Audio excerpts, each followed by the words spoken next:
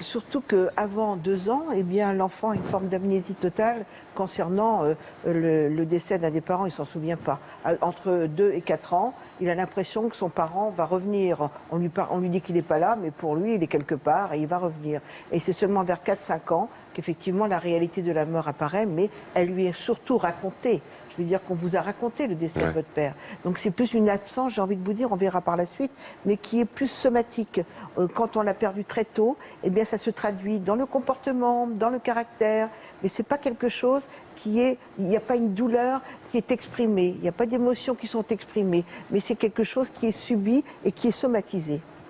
Alors pour expliquer la mort aux enfants, il faut l'expliquer le plus simplement possible et surtout avec des mots vrais et éviter cette phrase « ton papa ou ta maman est parti au ciel » parce que l'enfant, dès qu'il prend l'avion, il a l'impression qu'il va aller retrouver son papa ou sa maman. Alors qu'est-ce qu'il faut dire, Yvonne? Il faut juste dire qu'effectivement, ça fait partie de la vie, que le papa, il est décédé, c'est-à-dire la mort, c'est qu'il ne reviendra plus, mais il est au fond de toi, il est au fond de nous, il a vécu, tout, avait vraiment des émotions et des mots très très simples, mais il ne reviendra pas.